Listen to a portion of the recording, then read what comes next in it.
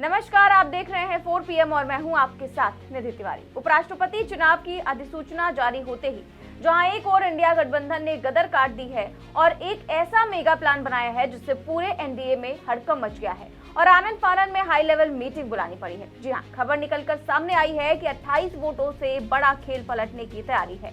तो उपराष्ट्रपति चुनाव की अधिसूचना जारी होते ही कैसे इंडिया गठबंधन ने गदर काट दी है और कौन सा मेगा प्लान तैयार किया है जिससे हड़कंप मच गया है, ये सब कुछ हम आपको अपने इस रिपोर्ट में बताएंगे और साथ ही ये राज भी खोलेंगे कि इंडिया और एनडीए ने अंदर खाने अपने किस प्रत्याशी का चयन कर लिया है। लेकिन सबसे पहले खबर देखिए अमर उजाला की। खबर में साफ तौर पर लिखा है कि वाइस प्रेसिडेंट इलेक्शन आज से नामांकन प्रक्रिया शुरू। चुनाव आयोग ने जारी की अधिसूचना, 9 सितंबर को होगा मतदान। तो जैसे ही अधिसूचना जारी हुई है और नामांकन की तारीख का ऐलान हुआ है, वैसे ही चुनावी सरगर्मियां बढ़ गई हैं। इंडिया गठबंधन ने आज शाम को ही हाई लेवल मीटिंग बुला ली है। मीटिंग का गेम प्लान पहले से ही तैयार है। मीटिंग में न सिर्फ इंडिया गठबंधन के लोग बल्कि अभी तक इंडिया गठबंधन से बाहर रहने वाली बंगाल की टीएमसी और बिहार की मुकेश सैनी की पार्टी को भी मीटिंग में बुलाया गया है। खबर है कि इंडिया गठबंधन उपराष्ट्रपति चुनाव को लेकर अपनी रणनीति तय करेगा, जिसमें 3 नामों पर चर्चा हो सकती है। इसमें एक इंडिया गठबंधन के दलित समाज से एक बड़े चेहरे का नाम लगभग फाइनल माना जा रहा है, जबकि इंडिया गठबंधन अपनी डिप्लोमेसी के लिए और भी नामों पर चर्चा करेगा। इसमें जो नाम तय माना जा रहा है वो है दलित नेता के रूप में कांग्रेस अध्यक्ष मल्लिकार्जुन खड़गे का।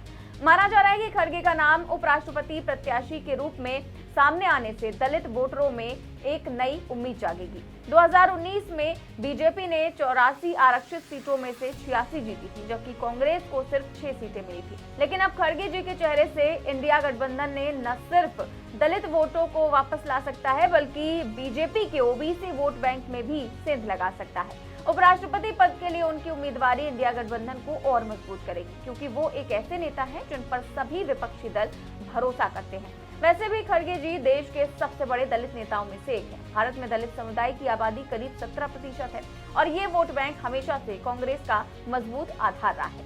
लेकिन बीजेपी ने 2014 और 2019 में दलित वोटों में सेंधमारी की। अब मल्लिकार्जुन खड़गे के नेतृत्व में कांग्रेस और इंडिया गठबंधन दलित वोटों को वापस लाने की पूरी तैयारी में है।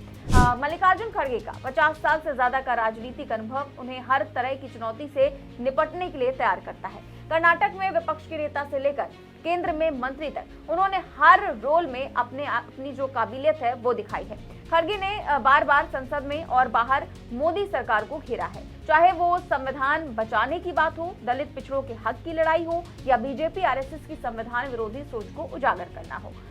मल्लिकार्जुन खड़गे ने कोई कसर नहीं छोड़ी। ऐसे में साफ है कि मल्लिकार्जुन खड़गे के उपराष्ट्रपति प्रत्याशी बनने की खबर न सिर्फ इंडिया गठबंधन के लिए बल्कि पूरे देश के लिए एक नई उम्मीद है। ये वो मौका है जब हम बीजेपी की सांप्रदायिक और संविधान विरोधी नीतियों को करारा जवाब दे सकते हैं। तो मल्लिकार्जुन खड़गे का नाम फाइनल करके इंडिया गठबंधन एक नया दांव चल सकता है। वहीं अगर एनडीए की बात करें तो खबर है कि बीजेपी ने इस बार राजस्थान की पूर्व मुख्यमंत्री वसुंधरा राजे को उपराष्ट्रपति पद का उम्मीदवार बनाने का मन बना लिया है, क्योंकि जगदीप धनखड़ भी राजस्थान से थे।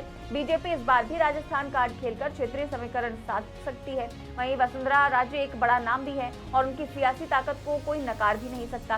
पिछले दिनों जिस तरह से उन्होंने मोदी शाह को राजस्थान में सीधा चैलेंज किया, ऐसे में वसुंधरा को एडजस्ट करने का खेल करके बीजेपी एक तीर से 2 निशाने साधना चाह रही है। लेकिन सियासी गलियारों में चर्चा है कि वसुंधरा का नाम एनडीए के कुछ सहयोगी दलों को रास नहीं आ रहा है। खासकर क्षेत्रीय दलों को लगता है कि बीजेपी हर बड़े पद पर अपने ही नेताओं को बैठाना चाहती है, जिससे एनडीए में अंदर खाने नाराजगी बढ़ रही है और यही वो बात है जहां पर पेच फंसा हुआ है। एनडीए के 2 बड़े सहयोगी दल जेडीयू और टीडीपी उपराष्ट्रपति पद के चुनाव में मुसीबत बन सकते हैं। बिहार में जेडीयू के अंदर पहले से ही एसआईआर को लेकर तकरार चल रही है। खबर है कि जेडीयू के 22 विधायक बगावत के मूड में हैं। अगर ये विधायक टूटते हैं तो नीतीश कुमार की ताकत कमजोर पड़ सकती है। वहीं आंध्र प्रदेश में चंद्रबाबू नायडू ने भी बीजेपी के खिलाफ खुलकर बगावत का ऐलान कर दिया है। नायडू ने एसआईआर पर एक लेटर लिखकर अपना विरोध दर्ज कराया है और कहा जा रहा है कि वो बीजेपी के दबाव में नहीं आएंगे। टीडीपी के पास राज्यसभा में 12 सांसद हैं और अगर ये सांसद एनडीए के खिलाफ वोट करते हैं तो बीजेपी का गणित गड़बड़ा सकता है। वहीं अब बात अगर इस चुनाव में वोट करने वाले लोगों की करें तो उपराष्ट्रपति का चुनाव लोकसभा और राज्यसभा के सदस्य मिलकर करते हैं। इस बार लोकसभा में 1 सीट और राज्यसभा में 5 सीटें खाली हैं। कुल मिलाकर 786 सांसद वोट देने के पात्र हैं और जीत के लिए 394 वोटों की जरूरत होगी। ऐसे में एनडीए गठबंधन के पास लगभग 422 सांसदों का समर्थन। इसीलिए एनडीए की उम्मीदवार की जीत तो तय मानी जा रही है, लेकिन अंतर सिर्फ 28 सीटों का है। और अगर लोकसभा और राज्यसभा के 28 सांसद इधर से उधर हो जाए तो पूरा खेल पलट सकता है। और यहीं पर इंडिया की डिप्लोमेसी सामने आई थी। अगर इंडिया गठबंधन को जेडीयू और टीडीपी या फिर वाईएसआरसीपी जैसे गैर गठबंधन दलों का समर्थन मिल जाता है तो खेल पलट सकता है। वाईएसआरसीपी के पास राज्यसभा में 7 सांसद है और अगर वो विपक्ष के साथ आते हैं तो ये एनडीए के लिए बड़ा झटका होगा। यही वजह है कि इस बार उपराष्ट्रपति के चुनाव में खुद राहुल गांधी आगे आ गए हैं और मोदी सरकार को अपनी डिप्लोमेसी में फंसाने की पूरी तैयारी में जुट गए हैं। आपको बता दें कि साल 2022 में जगदीप धनखड़ ने 528 वोटों के साथ रिकॉर्ड जीत हासिल की थी, लेकिन इस बार सियासी समीकरण बदल चुके हैं। बीजेपी को चिंता है कि अगर वो अपने सहयोगी दलों को एकजुट नहीं कर पाई तो उसका पलड़ा कमजोर पड़ सकता है। फिलहाल बीजेपी की नजर खासकर उन विपक्षी दलों पर है जो कांग्रेस की अगुवाई वाले इंडिया ब्लॉक के साथ फिलहाल नहीं खड़े हैं।